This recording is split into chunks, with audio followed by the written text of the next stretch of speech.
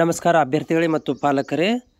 ಅಲ್ಪಸಂಖ್ಯಾತರ ಕಲ್ಯಾಣ ಇಲಾಖೆಯ ವತಿಯಿಂದ ಏನೋ ಒಂದು ಎಕ್ಸಾಮ್ ಕಂಡಕ್ಟ್ ಮಾಡಿದಿರಿ, ಅದರ ಒಂದು ಮೆರಿಟ್ ಪಟ್ಟಿಯನ್ನು ಕೂಡ ಅಂದರೆ 1:1 ಒಳಗಡೆ ಆಯ್ಕೆ ಪಟ್ಟಿಯನ್ನು ರೆಡಿ ಮಾಡಿ ಅದನ್ನು ಕೌನ್ಸ್ಲಿಂಗನ್ನು ಈಗ ನಡೀತಾ ಇದೆ.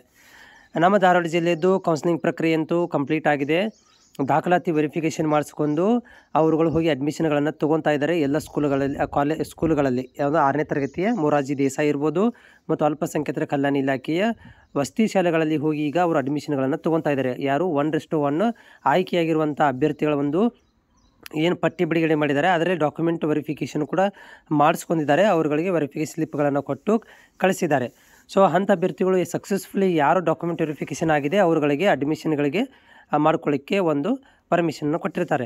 ನೆಕ್ಸ್ಟ್ 2ನೇ ಸುತ್ತಿನ ಯಾವಾಗ ಮಾಡ್ತಾರೆ ಅಂದರೆ ಇವಾಗ ಅದ್ರ ಕೆಳಗಡೆ ಇರುವಂಥವ್ರು ಅಂದರೆ ಸ್ವಲ್ಪ ನಮ್ದು ಈಗ 1 ಮಾರ್ಕ್ಸಲ್ಲಿ ಮಿಸ್ ಆಗಿದೆ, ನಮಗೇನೋ ಸೀಟ್ ಸಿಗ್ಬೋದು ನೆಕ್ಸ್ಟ್ ರೌಂಡಲ್ಲಿ ಅಂತಂದರೆ ಸಿಗುವಂಥ ಚಾನ್ಸಸ್ ಇದೆ. ಯಾರೆಲ್ಲ ಅಭ್ಯರ್ಥಿಗಳು ಏನಾದರೂ ಫಸ್ಟ್ ರೌಂಡಲ್ಲಿ ಆಯ್ಕೆಯಾಗಿರುವಂಥವ್ರು ಅಡ್ಮಿಷನ್ ಆಗಿಲ್ಲ ಅಂತಂದರೆ, ಅಡ್ಮಿಷನ್ ಮಾಡಿಸ್ಕೊಳ್ಳೋಕೆ ಹೋಗಲಿಲ್ಲ ಅಂತಂದರೆ ಅವರುಗಳಿಗೆ ಏನು ಮಾಡ್ಬೋದು ಅಂತಂದರೆ 2ನೇ ಪಟ್ಟಿಗೆ ಬಿಡುಗಡೆ ಮಾಡ್ಬೋದು.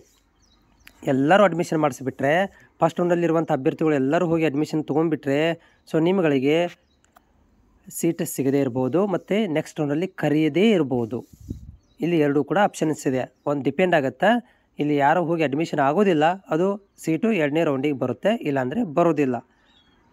ಇದು ಬರಲಿಲ್ಲ ಅಂತಂದರೆ ನಿಮಗೆ ಕಟ್ ಆಫ್ ಆಗೋದಿಲ್ಲ. ಅಂದರೆ 2ನೇ ಸುತ್ತಿನಲ್ಲಿ ಏನಾದರೂ ಪರ್ಸೆಂಟೇಜ್ ತುಂಬ ಕಡಿಮೆ ಇದ್ದರೆ ಅಂಥವ್ರಿಗೆ ಸಿಗುವಂಥ ಚಾನ್ಸಸ್ ಇರೋದಿಲ್ಲ. ಯಾವುದಕ್ಕೂ ಕೂಡ ಈ ಒಂದು ವೆಬ್ಸೈಟನ್ನು ನೋಡ್ತಾ ಇರಿ. ಜೊತೆಗೆ ನಾನು ಕೂಡ ಅಪ್ಡೇಟನ್ನು ಮಾಡ್ತೇನೆ. 2ನೇ ಸುತ್ತಿನ ಕೌನ್ಸಿಲಿಂಗ್ ಪ್ರಕ್ರಿಯೆಯನ್ನು ಆರಂಭವಾದ ತಕ್ಷಣ ಕೂಡ ನಾನು ಮಾಹಿತಿಯನ್ನು ಕೊಡ್ತೇನೆ.